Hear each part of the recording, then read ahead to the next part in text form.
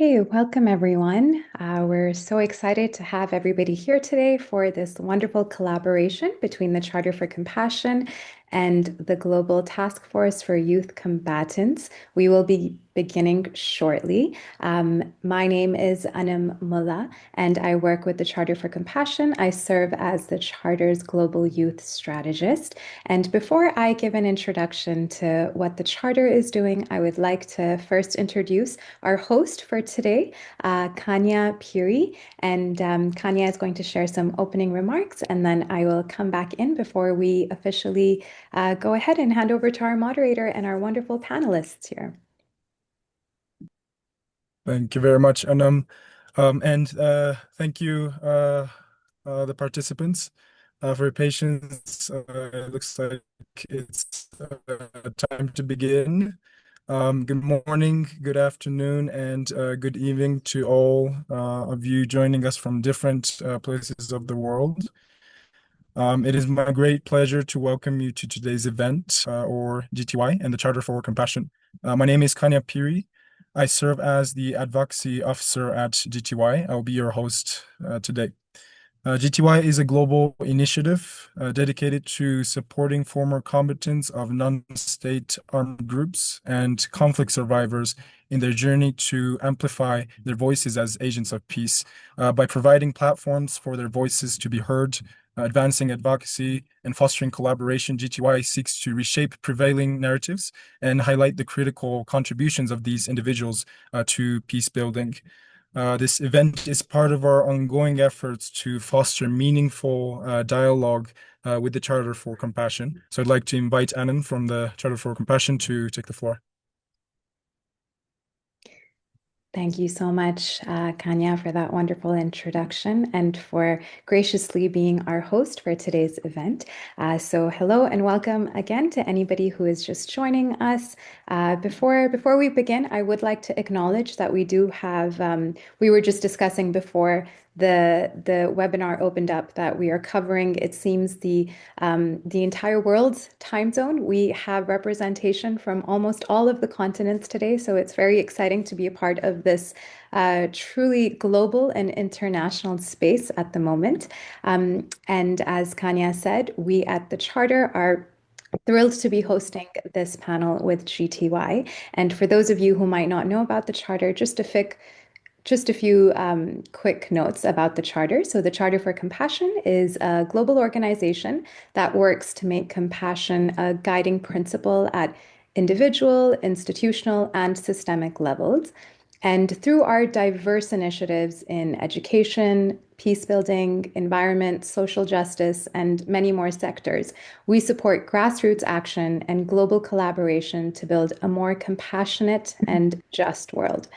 And really, at the heart of our work at the Charter lies a profound understanding that peace is not only the absence of conflict, but it is the presence of more just, humane, and compassionate ways of being. And that is why this webinar and this panel in particular today holds very close to our hearts at the Charter. So we truly believe that building new cycles of peace requires us to consciously interrupt cycles of harm and reinvent the systems and narratives we have inherited along the way. So we are truly honored, as I said earlier, to be collaborating with GTY for this panel. And I would like to take a second just to acknowledge and applaud the important work that GTY continues to do. It is truly a privilege to be a part of this dialogue and to engage with young people who are actively shaping new possibilities for peace. So we hope that you find meaning of insights and hopefully inspiration and calls to compassionate action with this wonderful dialogue that we have lined up for you today. So thank you so much, everyone, for being here. And Kanya, I will pass it back to you. Thank you, Anam. And in our webinar chat group, I can see that there are many people from all over the world participating. I also see someone who is in Nairobi. I was actually in Nairobi an hour ago. So yeah, glad to see everyone here. And this is our first co-hosted event with the Charter for Compassion as GTY, and we are truly delighted to begin this collaboration together. For now, we kindly ask for your understanding in the event of any technical issues that might happen during this session, such as audio, video, or connectivity interruptions. We will do our best to ensure that everyone can participate fully and meaningfully in today's conversation. And we sincerely appreciate your patience and your support in helping us create a truly inclusive and engaging space for dialogue. And now, without further ado, it is now my pleasure to introduce our distinguished panelists. So first, we have Mr. Abdul Wahid Sesay. He's a GTY member and former combatant of the Revolutionary United Front, or in short RUF, in Sierra Leone. By sharing his personal experiences, he contributes to fostering dialogue on peace building and the roles for unseen youth. Next, we have Mr. Julien Vikemba, co-founder and executive director of peacebuilding NGO Sote Pamoja in the Democratic Republic of Congo. He is also a GTY member and African Union Youth Ambassador for Peace, representing Central Africa. As both a practitioner and a researcher, he offers insights grounded in his extensive experience. Now, finally, we have Miss Atma Kaur Narinder. She's a social impact director, and she works to ensure that all young people's voices are heard and that they are empowered to unlock their full potential. She's a moderator of the panel discussion today. We are honored to have them here with us today and look forward to hearing their invaluable insights. So now let us move into the main part of today's program, our panel discussion. Our panelists will be sharing their personal journeys, the importance of the role of youth who were engaged in armed conflict, and how their lived experiences can contribute to lasting peace. Throughout the session, we warmly encourage you to submit your questions at any time using the Q&A box, or in some languages, I think it's called webinar chat on this Zoom. While we may not have time to answer every question, we will do our best to address as many as possible during the Q&A session after the webinar. And now to begin the discussion, I'd like to invite Ms. Atma to take the floor. Ms. Atma, over to you. Thank you, Kanya. Welcome, everyone, and thank you for joining our panel today, Building New Cycles of Peace, Centering Former Combatants as Agents of Peace. This co-hosted event by the Global Taskforce for Youth Combatants and the Charter for Compassion brings us together to learn and reflect on how often overlooked, reflect on an often, overlooked dimension of peace building. So today we're going to be focusing on young people who have lived through armed conflict and are now navigating this complex journey from conflict to community, from survival to leadership. And by bringing together lived experience and those working directly on reintegration, we hope to deepen understanding of the challenges young former combatants face and the role they can play in building peace. I'm honored to be your moderator today and to learn alongside all of you. So let's begin by hearing directly from our speakers. Mr. Wahid, thank you so much for joining us today. Thank you for being here and your willingness to share your experience. Could you share a bit about your background and what led you to join the non-state armed group? Thanks very much, Amda, and I want to welcome again everyone in this discussion. Well, I'm Abdul Wahid Sesay from Sierra Leone, and I've witnessed a lot from the civil war in Sierra Leone. And upon seeing that as a teenager during those periods, so growing up, there is more than immense reason to see that people around, youth, children, women, and the rest, to be able to walk the right path. So, as somebody who have survived that at an earlier stage, it gives me a greater opportunity to serve my community in that capacity. And during my earlier stage in ensuring that, people that are of kind, who've been part of the civil rebel war in Israel and our society look at them, I was able to bring those guys along, meaning people along, and to be able to tap them from the narrative of them just being, child soldiers or people from, the war, and bringing them on board to what life expects them to be.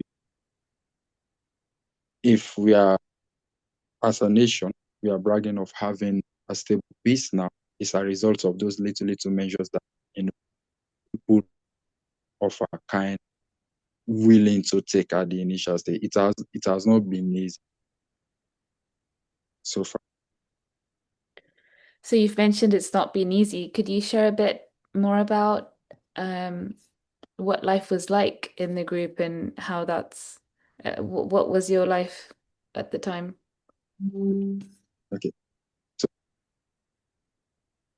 even as a a young soldier or part of the war,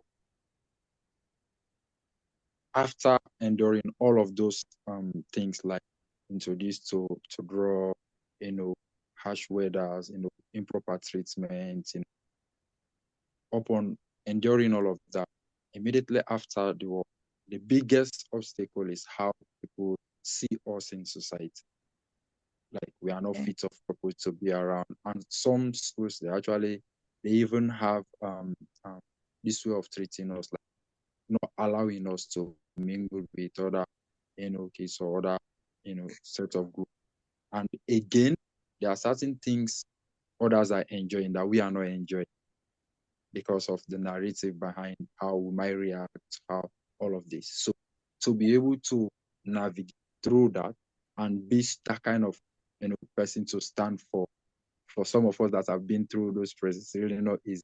You have like a community, even religious groups turning back against us, and all of those ones. And for some, we had to, like, those who became addicts, like, they find it very difficult to be able to undergo rehab and all of.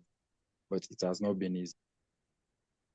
Thank you for sharing that and thank you for your honesty. And I think it's very nice to see that you've risen through that difficult journey yourself and you're making it easier for the next cycle of youth. And that's very so positive to see that you're doing that and you're making that difference. So thank you so much for sharing your experience. And Julien, hi, welcome to the panel, and thank you so much for taking the time out. If I could pose a similar question to you, could you share a bit more about your background and the type of work that you're currently engaged in, particularly related to rehabilitation and reintegration of former youth combatants? Thank you so much, Atma, and hello everyone. Bonjour, bonsoir. It depends wherever you are right now. So it's really a privilege to be here alongside Wahid to discuss a reality that is often spoken about, but rarely spoken with those who live it. So to answer your question, my work is rooted in the Eastern DRC, Congo, a region that currently grapples with the presence of over 266 armed groups. Wow. So in this volatile environment, youth are not just a demographic, they are the primary target for recruitment.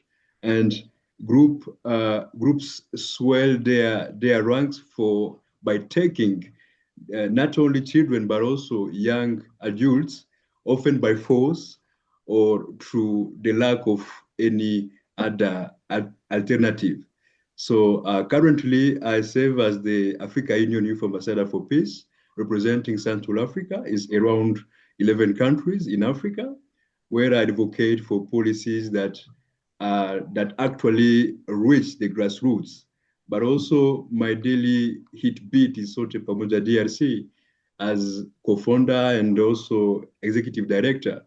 We work directly on the rehabilitation and reintegration of these young people in Eastern Congo. I also collaborate closely actually with the Dalea Institute for Children, Peace and Security, focusing especially on ending the use of children as weapon of war. Wow. Could you tell us a bit more about how you support and empower the youth? How do you help them reintegrate? Yes, thank you so much, Asma. So our approach at Sote Pamoja starts where many traditional programs end.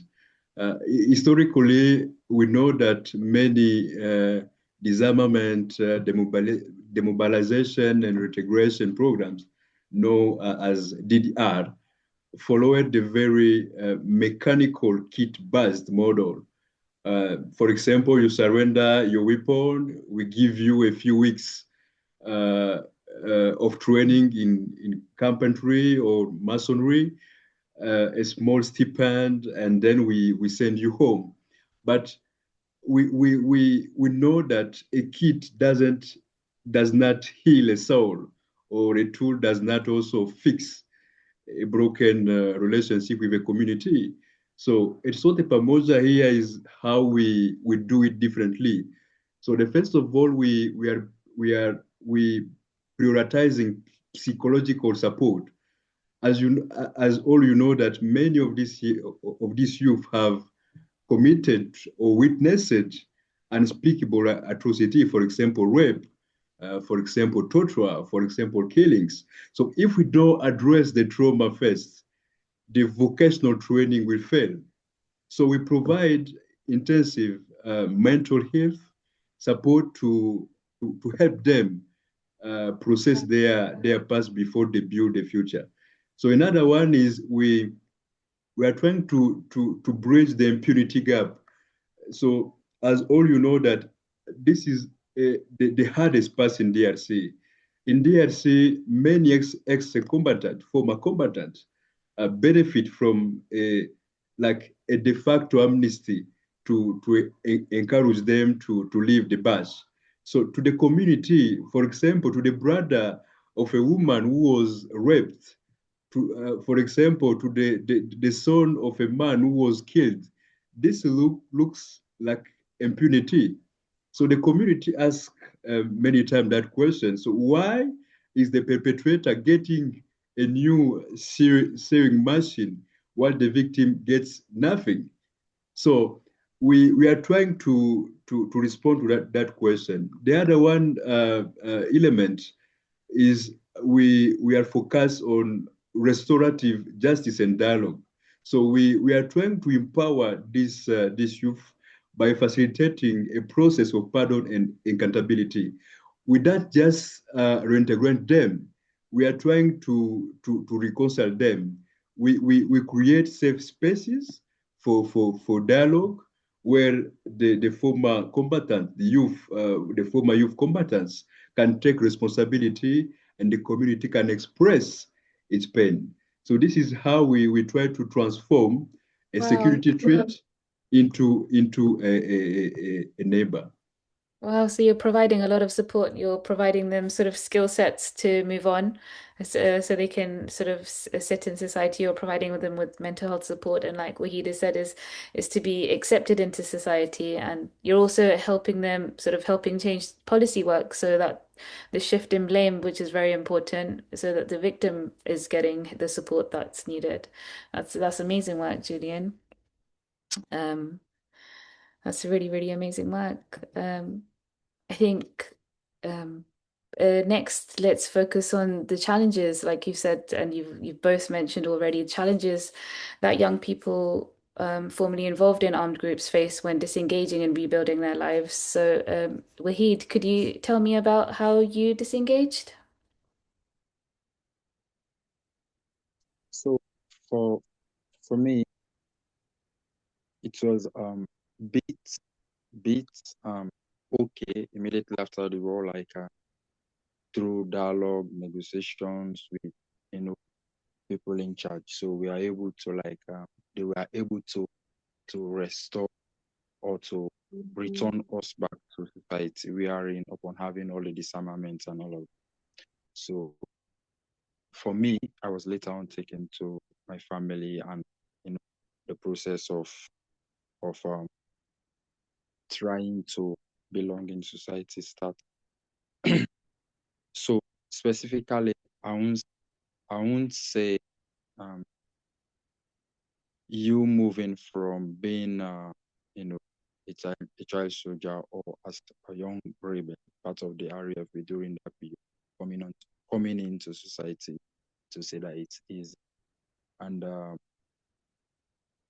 my work is around young people that mostly, some of them, they've been like living in the streets, and life is really tough for them. So I voluntarily move to those places and have like a discussion, regular, questions popping up, and how they can as well be relevant in society. So even though not having the support that maybe others are having in other parts of the country to be able to do that, but in my little way, like discussing with them and possibly return some to learning institutions.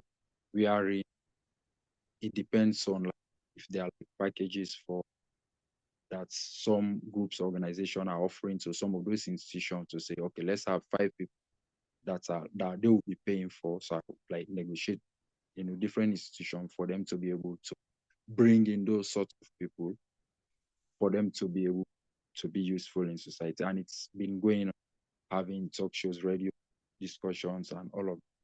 So for me now as a person,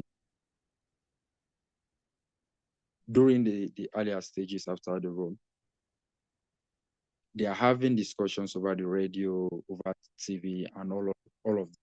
But how it takes now as a brother is measuring that, how people will look at some of us to know that this has, this particular person, what, is part of, the people that are coming from, the jungle and all of that. They normally refer to as somebody coming from the jungle with different mental and all of that. So we have personal attacking. We have like places that we are not allowed to go at first, and all of those barriers. So if you ask me to say something, I think this has been the reason. And I was lucky enough to be able to like move into an organization which is called Educate, that is offering free quality education, which I don't have to pay for. So I worked with them and during my junior secondary school, senior secondary school, and I was, lucky to be given a scholarship to study in the university. Oh. So I'm currently a graduate, and yet still I'm still finding it difficult to even have a job. So all of those things are like, it's been like years back. But I'm not saying me not having a job now is as a result of me being a boy soldier. I'm not saying, but these are all, circumstances that might result to say maybe it's because of this sort of person in society, or maybe how society looking not to be. But we are still in the process and we are learning. So even let's say the police and some key stakeholders that actually help of the recent years. I used to be doing that maybe all in, or maybe just call 2-3 friends and say how best we can able to engage this sort of here in this particular location, and be monitoring how transformation occur during those years in terms of sensitizing them, in terms of engaging the community of which they belong, and how best we can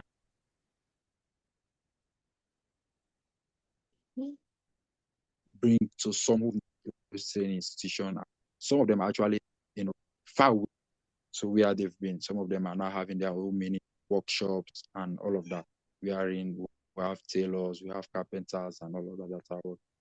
The good thing of the recent years is like the police who are like willing for any community that I'm having a group that is within my circle of observing and helping to transfer, and maybe have like 1 or 2 police that will be like come in me, at least be able like to talk to them, and as well as the army have got like people who are willing to help that part also, and as well as different ministries recently giving that sort of support, if not financially, but like the princess having somebody to move from the office of the ministry and to have a representative in some of those dialogue or some of those discussions, and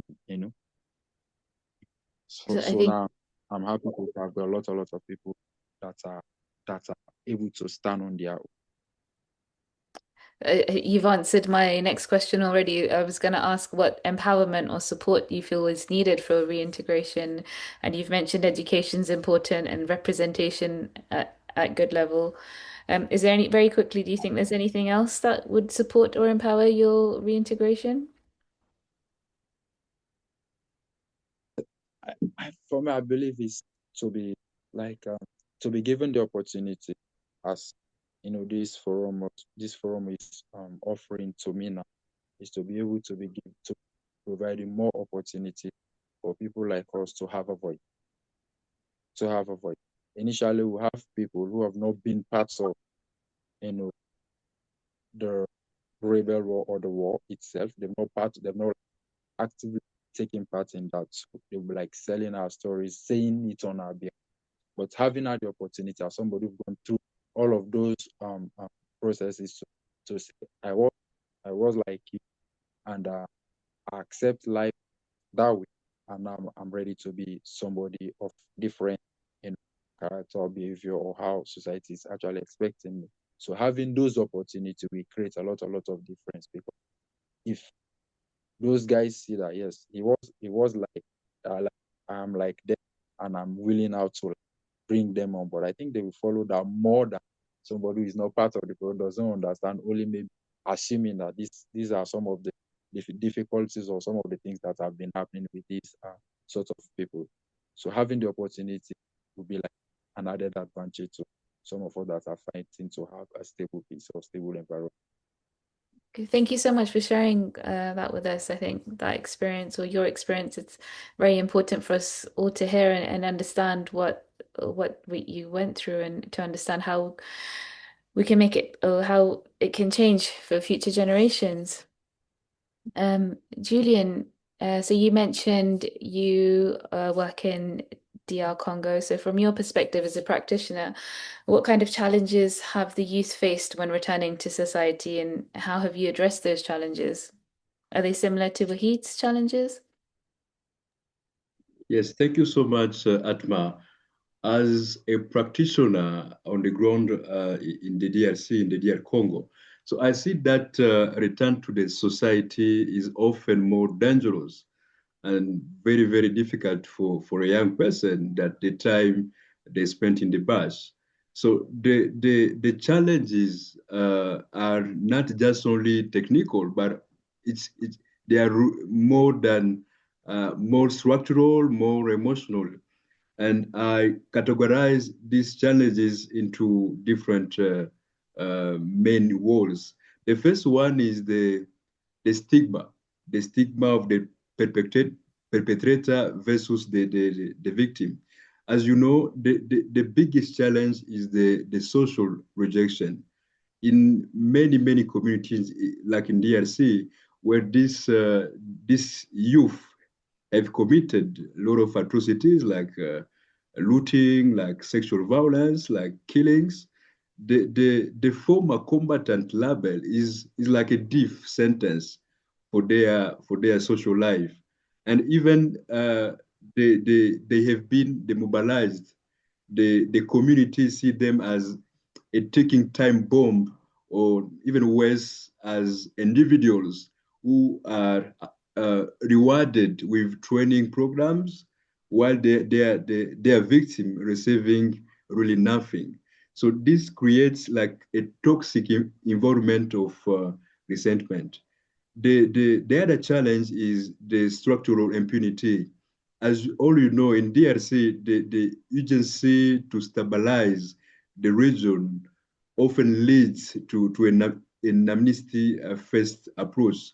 So a lot of youth return to their villages without having faced any formal restorative justice process. So because they haven't paid their debt to the community, they live in a state of permanent suspicion. So this lack of a formal reconciliation framework makes them more vulnerable to being recruited again by the very group they just left, because the group is the only place where they feel more accepted and even more comfortable. So the other challenge is the untreated trauma. So all we know that we often see youth who are physically present but mentally still in the conflict. They suffer from a lot of post-trauma disease, and most of them they are starting to take drugs and other things. So when a young person has been trained to solve every problem with a Kalashnikov, reintegrating them into a world that require a lot of patience, a lot of dialogue, and hard labor is really a massive psychological shock. And finally, there is also like the economic desperation.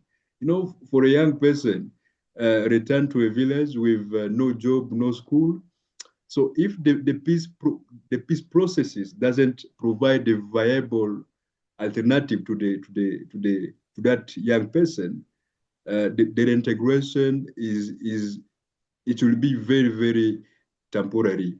So that's why a lot of people, when they do different programs, they came back again in those armed groups.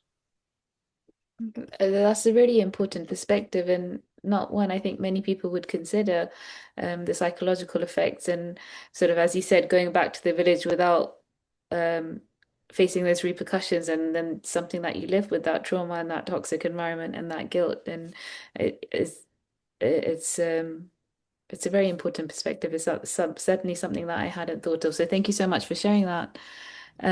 How would you So how do you face these challenges? How do you help them? Okay, thank you so much. At Sote Pamoja DRC, we don't just wait for the youth to change. We work to change the environment they are returning to. And we are doing this by trying to bring victims and former youth combatant together. We move from that Together. punitive. Yes, of course. We move from that punitive justice to restorative justice through different dialogue that we are facilitating at the ground. But also we pair former combatant with youth leaders in the community who were never involved in the groups, and we are trying to create a social bridge and try to reduce that isolation.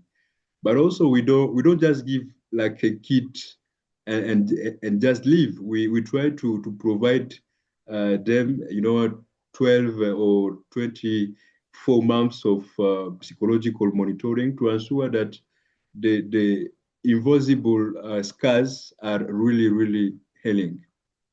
Okay.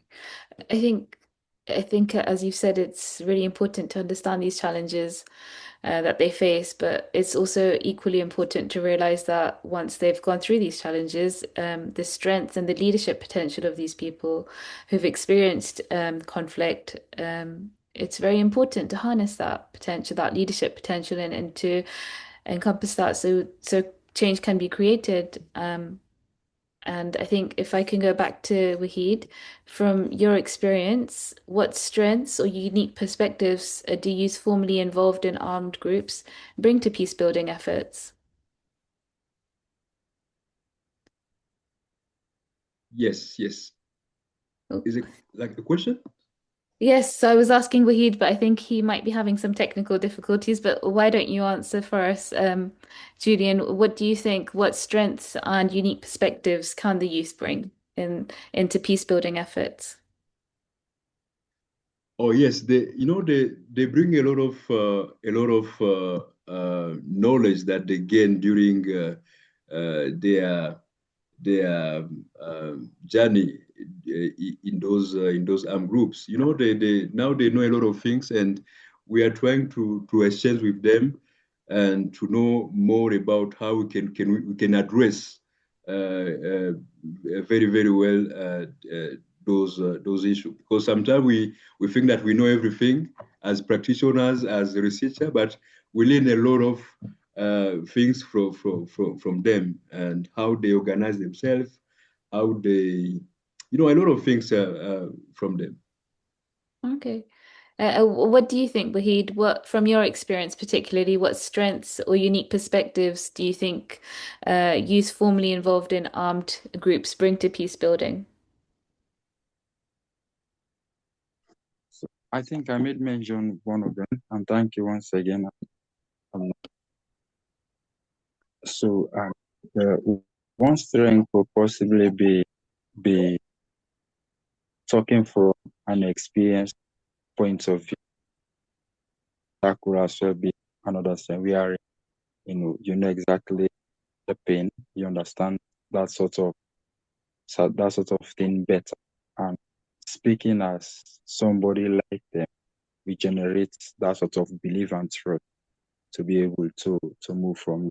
And as well as I think experiencing that in a young age gives me that extra zeal to be able to do more, because I now understand exactly how it goes. And in doing that now will give me an extra zeal to be able to do that. And as well as another thing is the swift guidance or support we are getting from the government, if I'm to be honest. That's to say, to any possible um, um, gathering or group or support they think will aid that process, they are willing to give that support, even expertise, bringing in, other people on board that will ensure the process goes through. And as well as the society, some society or members of the society as well are giving us the, the courage to be able to do so. We are in voluntary, giving help to ensure that some of those things happen. Like one of a beneficiary from my circle wants to settle down after undergoing, the vocational training, wants to become a company. You need a location that is attractive to customers. And we do not have those finances to be able to secure land and all of this for them. But with a few help of community members or people in society, they are able to render that sort of service, be able to give a plot of land free and support key material for those individuals to be able to erect a structure that the campus process will go on. So those are some of the the, the strength that I internally generate for myself, having been part of the process, how it thought, how the difficulties surrounding them pushes me more to be able to do what we are doing in maintaining. It just shows how your lived experience has sort of shaped you, and you've now become this powerful force for prevention and peace building, which is so important, because otherwise, I suppose lived experiences can challenge a person so much internally that you don't necessarily push the negative away and change for the positive. So that's amazing that you've been able to do that, Wahid. Um, uh, Julian, how your perspectives on the youth formerly involved in armed groups, in your way, in your view, how do you think they can play in the peace process?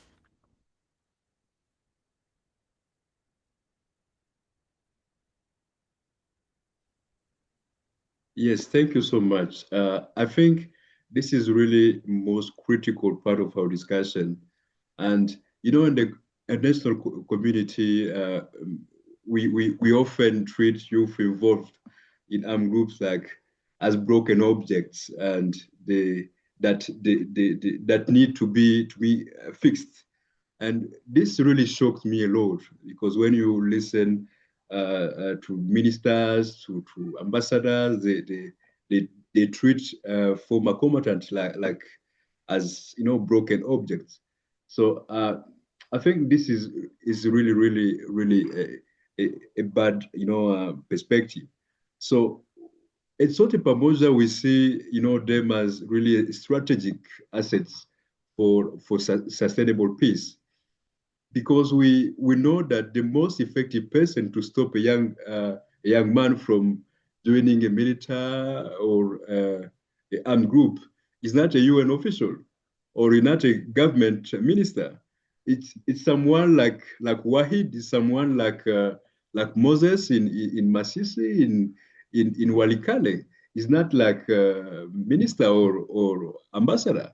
So former combatants have the street creeds to deconstruct, the lies of recruiters. They can say, I was there, like Waid can say, I was there, I saw the false promise, and here is the reality of the pain it caused, not only for me, but also for the entire community. So they are the best early warning system and prevention agent that we have. So another important element that this youth possess, deep lived knowledge of why conflict persists. They know very well. They understand the command structures, the supply routes, and also the local grievance that armed, groups exploit. But I think by involving them in peace processes, we will gain a lot of access to a human map of the conflict that not satellite, I don't know, or academic study can provide. And the other one element is very important. When ex-combatant, former combatant, successfully reintegrates and asks for forgiveness, they create something like a peace ripple. And I think this their transformation proves that to the community that change is really possible, and they become, living proof that the cycle of violence can be broken, which I think it can encourage, a lot of people who they're still in the bush to lay down their arms. I really liked your choice of word prevention there. I think that's just, as you've said, it's very important. And you mentioned before as well, you're working, yes, you've got a lot of work that you do on the ground, but you also do a lot of research you've mentioned and policy work, especially regarding youth. So I think an important factor here is obviously the youth, but discussions where the youth are involved in armed groups are often left, I mean, the youth aren't involved in the actual conversation sometimes. So why do you think discussions about empowerment and the potential of such youth remain limited? Why don't you think they're involved in that capacity? Yes, thank you so much, Atma. I think this is a profound and uncomfortable truth. While the Youth for Peace and Security agenda, YPS agenda, has made great strides, there is like a silent hierarchy in how we view youth, and we love to empower the ideal, youth. For example, we love to empower activists. We love to empower, students. We love to empower entrepreneurs. But when it comes, but we are really afraid of the youth who held the gun. We are really, really afraid. So from my perspective, I think as both practitioner, but also a policy advocate, I think there are, a lot of reasons why this youth are left behind in global discussion. I think the first one is that we know that the national community still, views youth involved in armed groups primarily as a security threats to be managed, to be, neutralized or de-radicalized, rather than, as citizen with a lot of rights. So when you label, a young person only as a combatant, you stripped away, their agency and then they became like a file in a security office instead of a stakeholder at a peace table. The other reason is, there is like a persistent political fear among donors and government that providing empowerment and high-level, platforms to former combatants sends, the wrong message. And I think this logic is really flawed. I think by failing to empower youth like Wahid, we are actually, guaranteeing that the cycle of violence continues because they have no path to leadership outside of conflict. And we saw it in DRC. A lot of NGO, they like afraid to empower those young people. Another reason is like, national policy lacks clear categories, victims or perpetrator, and youth in armed groups exist in a gray zone. They are often like, victim of forced recruitment and who became perpetrators of violence. So this complexity, sometimes is very difficult to fit into a simple finding proposal of a 30-minute policy brief. So this is some reason that we often, see in the international community. Okay. So what steps do you think could be taken to get more of the youth involved then? Yes, I think we must assure that peace mediation teams for UN, for Africa Union, for different regional blocks, include youth with lived experience of conflict as formal advisor, like we have here Wahid, and they shouldn't just be invited for a 5 minute for testimony, but they should be, at the table when the terms of DDR programs and social, integration are being drafted. Not just invite them like someone who will just give a testimony and then he will disappear. So I think also about fundings, current fundings, goes mostly to large national NGOs, and we need to redirect, resources directly to local. For example, we have a lot of youth-led organizations in Africa in different countries, and they can do, a wonderful job. We are the ones, because those local organizations, they are the ones who stay when those national mission leaves. For example, in DRC, when the M23 take Goma, a lot of national NGO, left the city and different areas. So we need to redirect, those fundings to different youth-led organizations to help them to do, concrete projects on the ground in their different areas. Okay.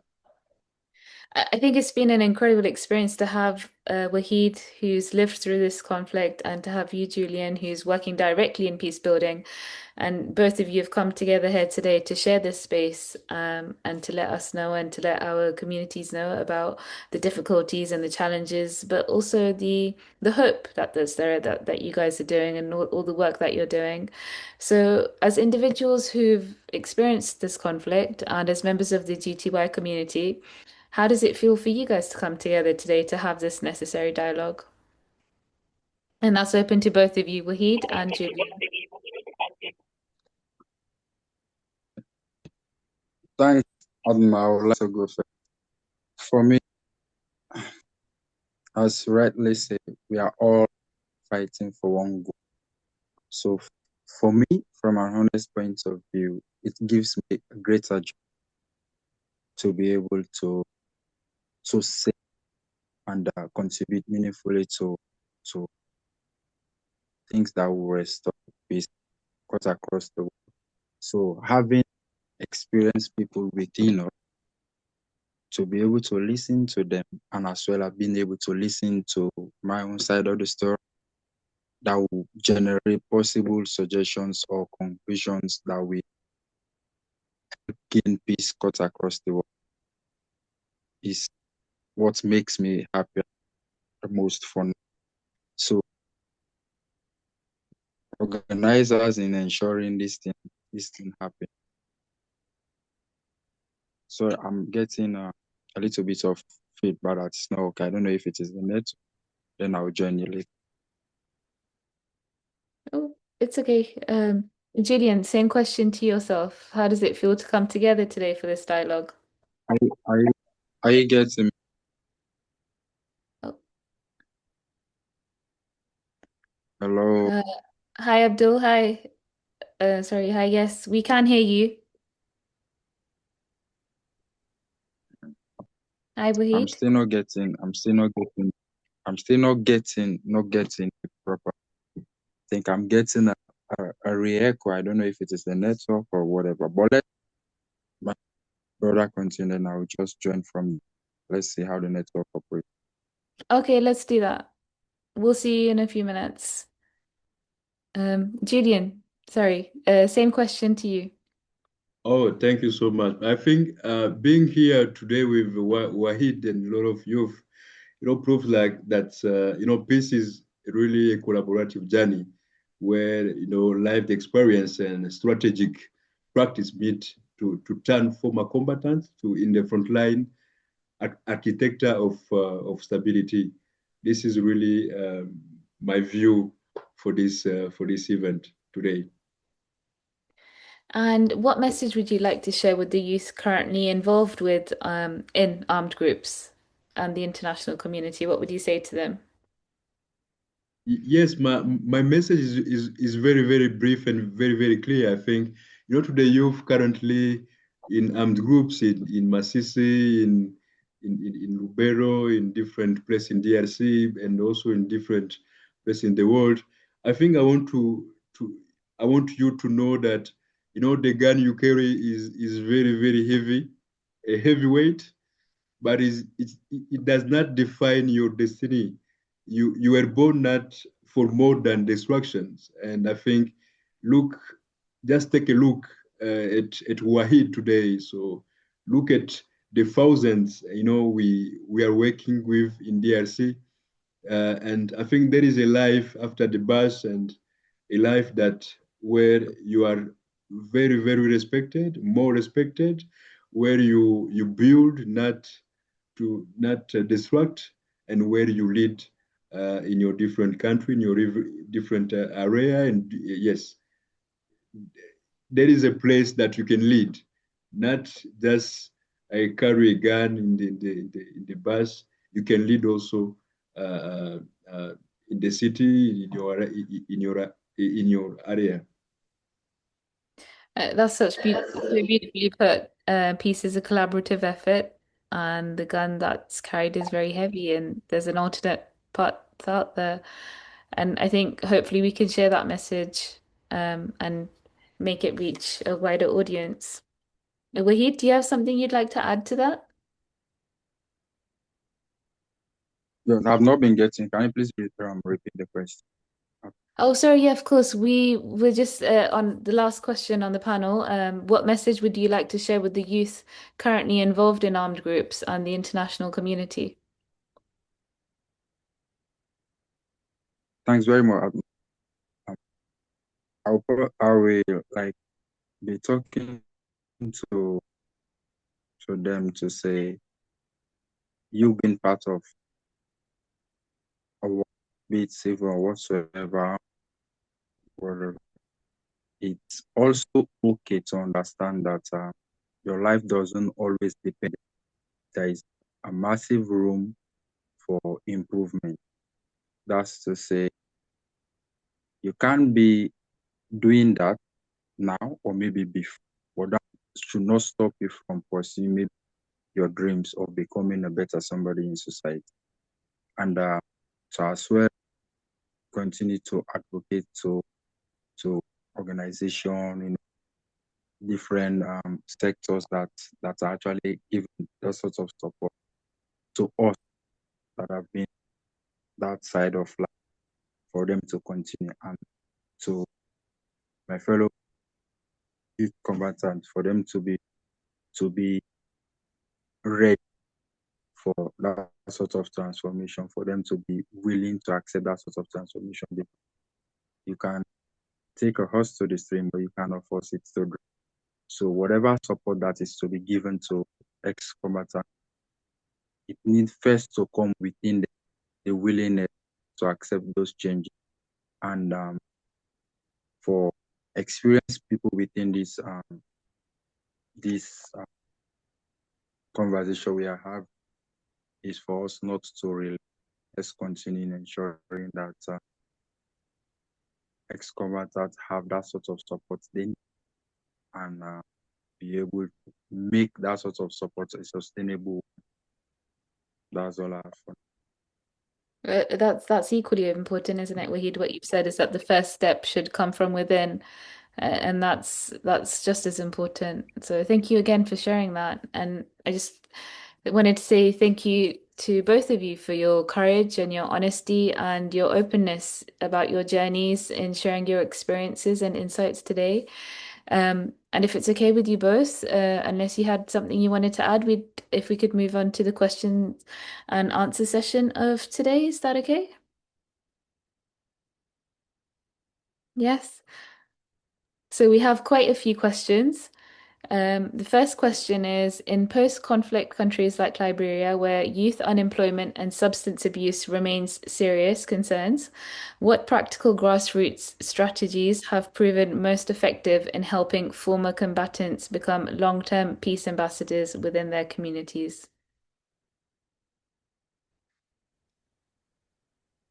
So either Wahid or Julian.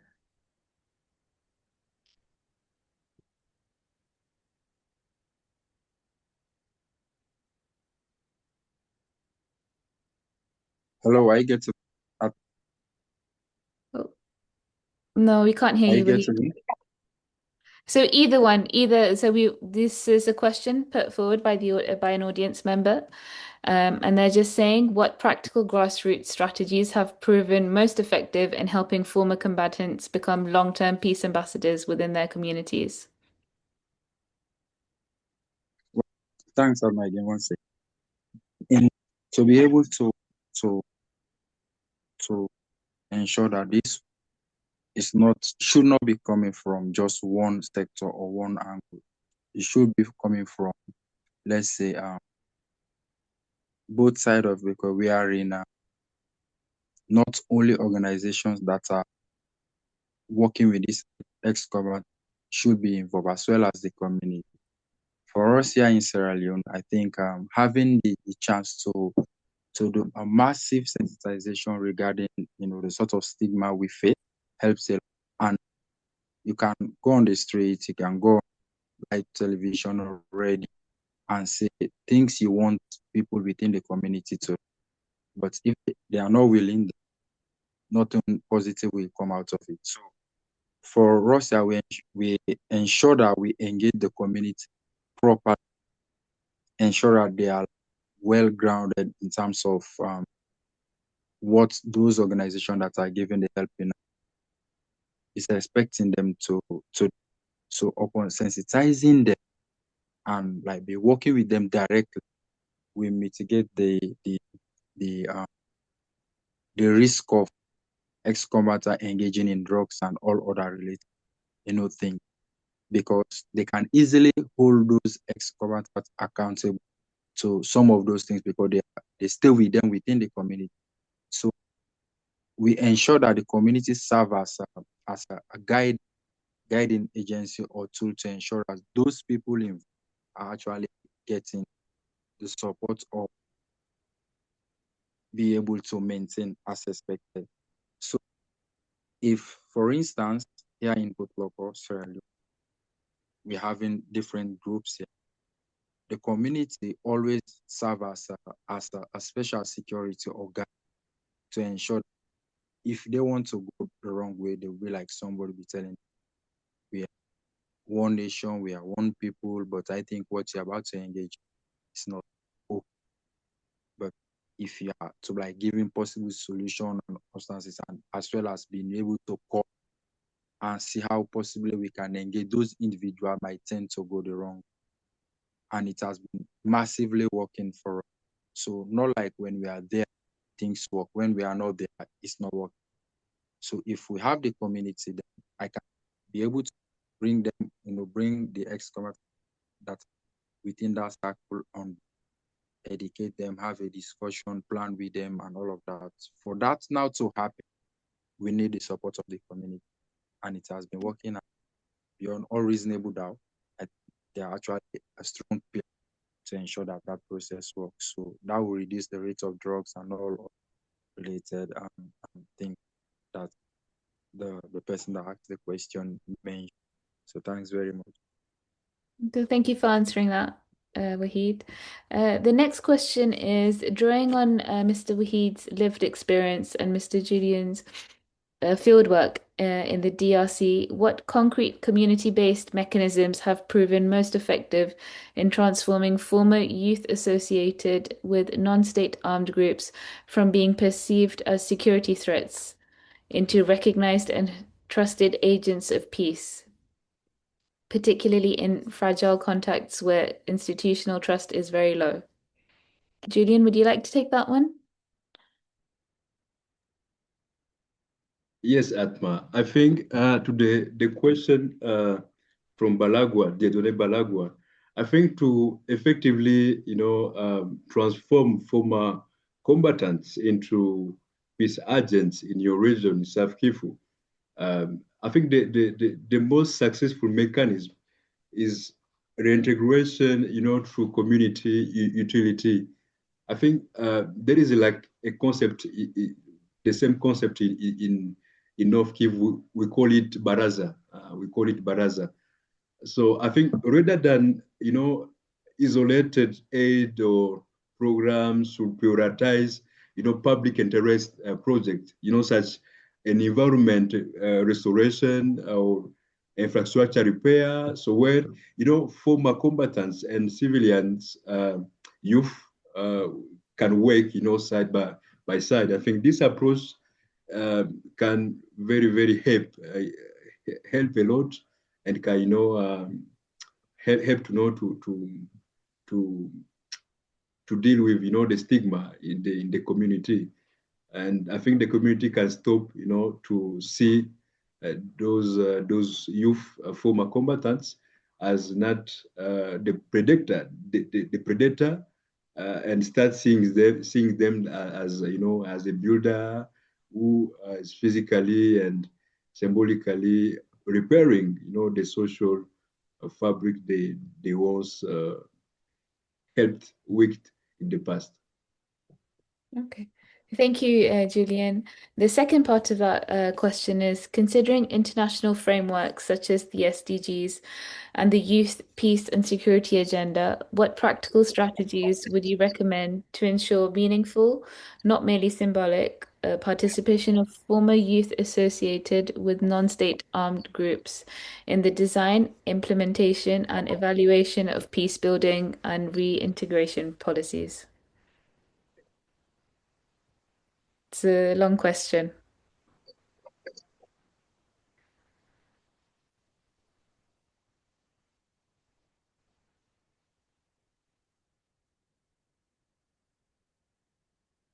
Oh, you're on Please, mute. can you repeat the question, please? I didn't catch. Yes, of course. So I think they're asking what practical strategies would you recommend to ensure meaningful participation of former youth associated with non-state armed groups? So I think this is something that we covered in the panel as well. How would you get more, what practical strategies would you recommend to ensure participation of former youth associated with non-state armed groups?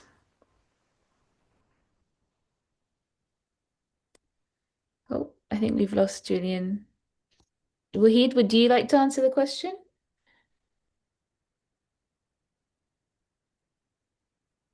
Hello, Oh, hello.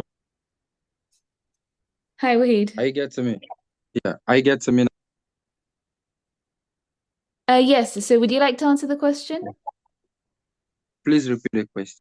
Yes, of course. So the question is, what practical strategies would you recommend to ensure participation of former youth associated with non-state armed groups in the design, implementation, and evaluation of peace building and integration policies?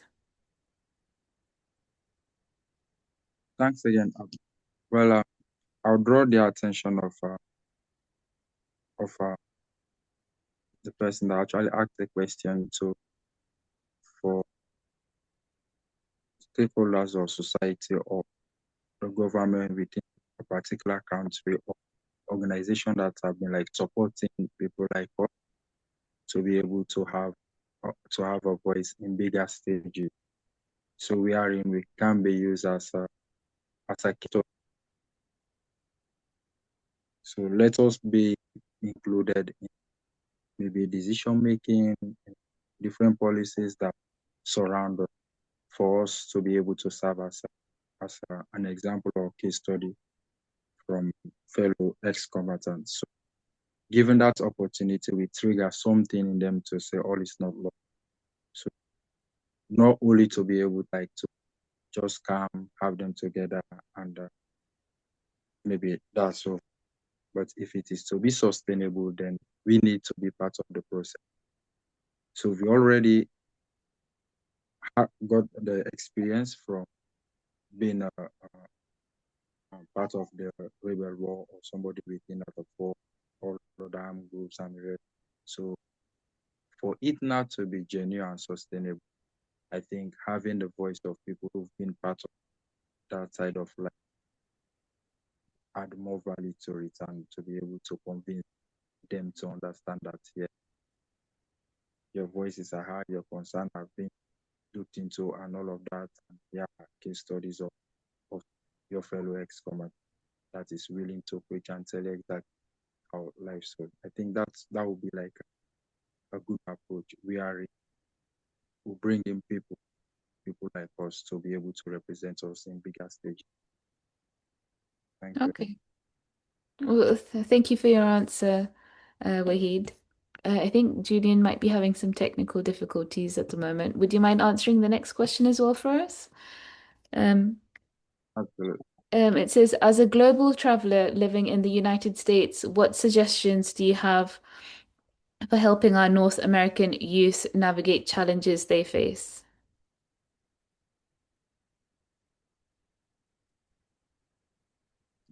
Uh, Atma will answer that from a Sierra Leonean point of view because I know how it looks like being part of that in Sierra Leone, and I don't know exactly how it works.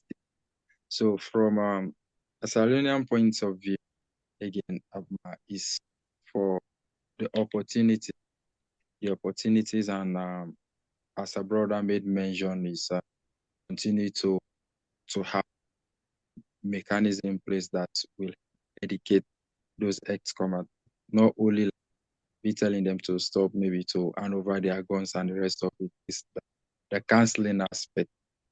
So to render, I would say,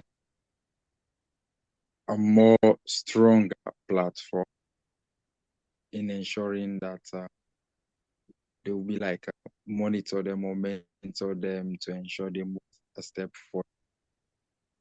I think I have little to say regarding that, but I think this helps. Okay, thank you. Next question is, based on your lived experience, what specific support system made the greatest difference in your reintegration journey? Come again. The line is actually disturbing a bit. Oh, no. Come again. So based on your lived experience, what specific support system made the greatest difference?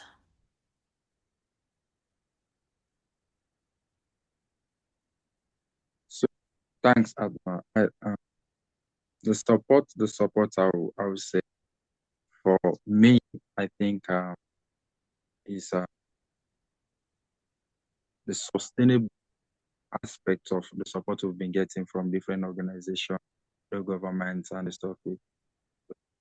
The sustainable aspect is not like just collecting arms from us, but to be able to so let's try to arrange this part, like the process of becoming independent. So let's have your gun, you go into the camps, and going to the camp is not really to stay there and sleep, but be able to be moving and learning different skills that will help us be somebody in society. So I'll throw that question to whatever support that we are getting from government, different organization or group, is how they can best ensure that those support that they are willing to is being surrounded around sustainability. Because if it is only given for a short period of time, then there is also necessary that we return back again to the old way. But if it is a sustainable one, we find it now very difficult again to reach. So I'm focusing this particular question to sustainability. So the sustainability aspect will be not just giving us fish, but as well as learning us how to fish. So create platform that will help those ex-combatants learn different skills, and not only to learn the different skills, maybe thereafter learning the different skills, provide other support like equipment, make sure that they will be working. It's okay to work with. So if you learn, let's say welding, maybe at the end of the period of learning, there will be provisions to ensure that you have basic tools used in welding for you to be able to set up your own business and all of that, especially those that are heading towards learning skills. And for those pursuing education that maybe have started just because of the intervention of the regular war, they are unable to do so. You don't only disarm them, but you actually try to create a sustainable plan of them going back to school. So monitoring that process in ensuring that you be with them, guiding them until they are able to reach that level, I think where I will relate this particular question. I'll relate to sustainability plans and all of that. Okay, thank you so much for your insights, Wahid. The next question is in French, and I'm so sorry I don't speak French, so maybe we can translate that and get. I just posted it on the chat. Oh, I think okay. I speak French, so I can respond Oh, to his question. I'm back. Now I'm back. Hi, Julian. So, can I reply in French, or do you want in yes, English? go for it. Yes, go for it. Let me read the question again. So, oui, justement, Yannick, en fait, nous avons justement fait mention de beaucoup de problèmes justement que les jeunes font face, les jeunes ex-combattants font face lorsqu'ils retournent à la vie civile. Et nous avons justement mentionné un élément important qui est les chocs psychologiques qu'ils font face une fois ils retournent à la vie civile. Lorsque la plupart de ces jeunes ex-combattants retournent dans leur communauté, ils font face à une social rejection, à un rejet social justement qu'ils font face lorsqu'ils rentrent au niveau de la communauté. Et cela les pousse, pour la plupart, les pousse à se fier justement, à pouvoir se lier à la drogue, à des substances, c'est pas de tout ordre. Et à la longue, cela les pousse également à pouvoir rentrer justement dans les groupes armés parce que là, dans les différents groupes armés, ils se trouvent assez plus compris, ils se trouvent assez plus acceptés dans ce groupe armé. Et ce sont les différents challenges, que les jeunes ex-combattants font face, mais également, nous avons mentionné précédemment, il y a un challenge important qu'ils font face aussi, c'est au niveau des différents programmes dont ils bénéficient. La plupart des programmes DDR en RDC, comme nous l'avons démontré, la plupart des programmes ne font que justement donner des kits bottes, un peu des bêches à ces jeunes-là. Et après, ils reviennent à la vie civile, mais sans une formation assez plus intense, sans également une guérison psychologique importante. Ce qui fait qu'une fois ils se retrouvent à la société, dans la communauté, la plupart revendent même ces différents outils de travail dont on les a donnés. Et donc, ce sont les différents challenges que nous avons mentionnés précédemment. So let me uh, briefly reply. I was answer to the question, to the Yannick question, and I was telling him about different challenges that those former youth combatant faced when they return in their social life. And I mentioned to him, different barriers when they came back to the social life. And the first one is the stigma. When they came back to the social life, the community, they faced, social rejection by the member of the communities, because they see they see they see them as predators, as the one who raped their sister, who killed their father. So this social rejection is really a main challenge, and it's very important to see how we can deal. A different program can deal with these important challenges. Well, thank you so much, Julien, for answering that question in both French and English. Thank you. We don't have much time left. I think maybe one or two more questions. The next question is there any experiences that you would like to share on the reintegration of child soldiers to the public schooling system?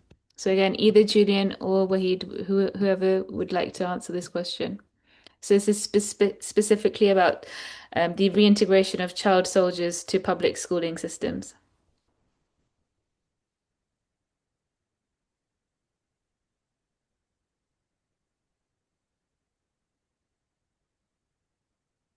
Yes, Atma. So let me just come in and give a support. So as I get Atma, So hello. someone is asking, is there any particular experience that you would like to share on the reintegration of child soldiers to the public schooling system? In my first conversation we had during the discussion, I made mention of some of those difficulties we are. For me, from a life experience, I think I was brought to a public school, you know, and children within, like my fellow colleagues, and the people in those schools, like pointing fingers at us, who are few others that are actually ex-combatants, like pointing fingers to us and be saying stuff that are actually not relevant. But when those issues were constantly happening, we had to involve my guardian at that time. So they went to the school and have that sort of dialogue with the headmistress in charge of the school. So we are in the heart to like speak with all of the teachers within the school for them to be able to understand the sort of stigma they were generating into all of that. So even though we were having that in the subsequent months or years, but it's reduced drastically. So before leaving that particular school, we were in zero stigmatization from fellow pupils or teachers or maybe people around the school community. So I think the best way is to be able to be like having this conversation that we are saying in front of assembly, sensitizing cases within their different classes, and be able to engage the staff in those schools properly for them to be able to understand it's not okay to be part of a process that is pushing these sort of people away from the schooling system. So proper sensitization, if possible, the community stakeholders should as well be part of those meeting or gatherings for them to be able to give their voice, ensuring that they are not in support of anything like short that is pushing these people out, meaning pushing us away as ex-combatants. So having to have that, this is coming from maybe the principal of the school or the administrator of a school and key stakeholders that are within the community. I think that's helped to, in my situation, that's helped to mitigate the stigmatization, the confrontation, and all of the things surrounding that. So before leaving out this, having all of those actors on board and giving a helping before leaving the school, I would say like it's zero tolerance. So all of that, we've not been experiencing anything like that. But at the initial stage, it was really, really, really difficult for us.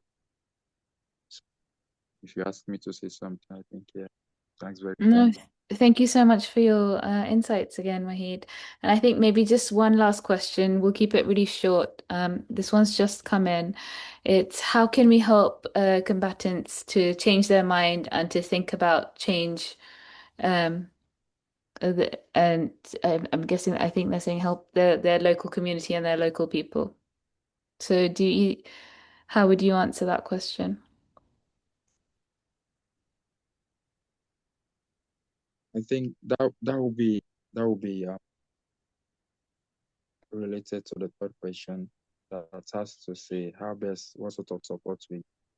I think one way to stop that or to mitigate that is how we bring in mechanism or strategy that will ensure that we have better and mindset in ex-combatants.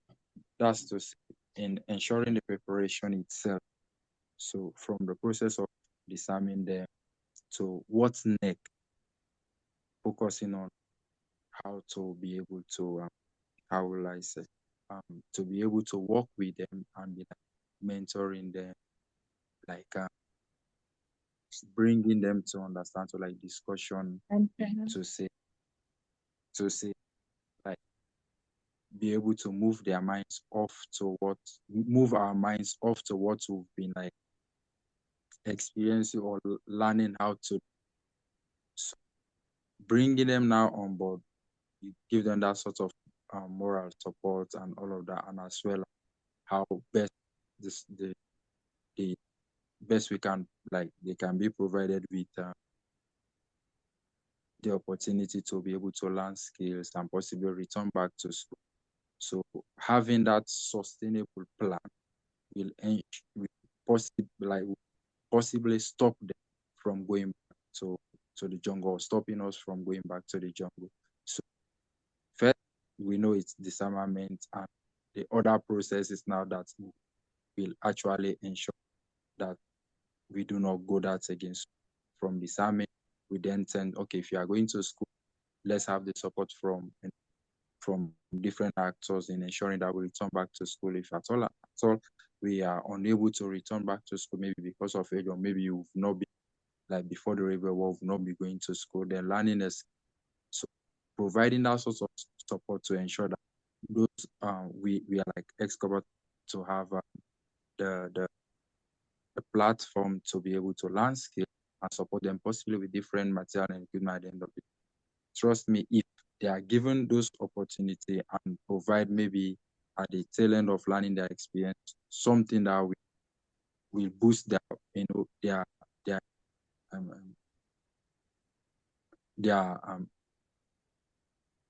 training they've gone through with, I think that will absolutely stop us from not going back again to the jungle. So it's all about what sort of support will possibly be provided and how best we guide those supports in ensuring that we have a better skilled ex-combatant, or maybe good educators that are willing to help back in society. So upon learning, it's also going to be like a package in ensuring that we give back to the community. So upon having been disarmed, find mechanism of you learning different skills, if possible, maybe going back to a normal school institution and the rest of it. It's like maybe a day or two to be able to come back again in society. and render similar or maybe help in ensuring we have ex-combatants within camps returning again to training center, life learning skills training center or educational means. So I think that's. Oh, thank you so much, Wahid. We've only got a few moments left. Julian, is there anything else that you would like to add? Just very quickly. No, nothing else. No? Nothing else. Okay. Everything is Well, very, very clear. thank you so much to everyone in the audience for your questions and answers. And I know there's still a few more questions that we haven't answered yet, but maybe we can continue this conversation. Maybe you guys can stay connected with us through future events. And I just wanted to say that, I mean, thank you so much, Julian. Thank you so much, Wahid, for all of your time. And it's definitely been eye-opening for me. And it's just that belief that the cycles of violence, they can be transferred into cycles of peace. And by listening and learning today, I hope somebody somewhere, and I hope a lot of I've seen in the chat a lot of organizations have asked for help, and they've really taken on board your personal experiences, and how you guys have helped your own communities, and we've definitely made a difference today. So thank you again so much. Thank you to the Charter for Compassion. Thank you to GTY family. Thank you to Mana. Thank you to Anam. And thank you for giving me this opportunity. And I'll hand it back to you, Kanya. Thank you. Thank you so much to our moderator, Atma, and of course, our panelists, Abdul and Julian. We're grateful not only for your thoughtful contributions, but also for your courage and generosity, truly, in sharing your experiences with us today. I believe these conversations were extremely conducive for many of our participants, and I wish I could hear their conversation for a longer period of time, but now I'd like for us to close this event. And as we conclude today's event, I would like to extend my deepest gratitude to all of you for joining us. Your presence and engagement mean a lot to us. And also, we invite you to stay connected with GTY and Charter for Compassion by following us on social media. You can find us on Instagram, X, Facebook, and LinkedIn. Through these platforms, you'll be able to stay updated on our upcoming events and our activities as well. GTY also regularly publishes testimonies from former youth combatants and conflict survivors on our website. Through these stories, we aim to amplify their voices and contribute to reshaping narratives around armed conflict and peace building. We are also actively exploring opportunities for partnership with our organizations, with other organizations. So we warmly encourage you to visit our website. GTY will continue to co-host events and symposiums with various partners, including the Charter for Compassion, of course, and we sincerely hope to see you again at the future events. And finally, for the closing remarks from the Charter for Compassion, I'd like to hand the floor back to Anam. Thank you so much, Kanya. I think you have really summarized it all. The only thing I will share is another note of gratitude to our fantastic panelists here today. Thank you so much, Julian. Thank you so much, Wahid, for taking the time to be here. We appreciate your presence. And more than that, we appreciate your meaningful insights that you have shared. I can tell from the chat that this has been very, very meaningful for everybody in the audience and for those who will be watching the recording. So thank you so much for sharing your journeys. And I hope that this beautiful dialogue serves as a stone, a small stepping stone of inspiration for those who are seeking to find themselves on a path of peace and justice. So thank you so much for being here. Thank you, Atma, who proudly works with us at the Charter for Compassion, for her beautiful facilitation of this wonderful conversation today. Thank you, Kanya, for hosting such a wonderful event, and a huge shout out again to the entire GTY team, especially to Mana, who has been here backstage coordinating all of this. We at the Charter are so grateful for this partnership and collaboration with GTY. And as Kanya said, we look forward to engaging with all of you through GTY as well as the Charter.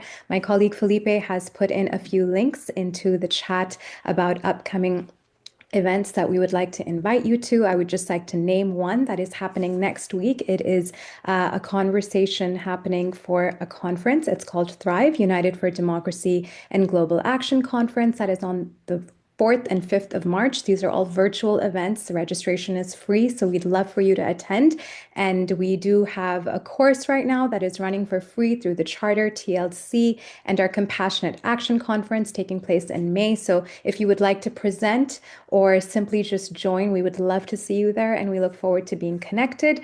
And I think that's it from me. Thank you again to our audience for all of your insightful conversations and reflections and questions.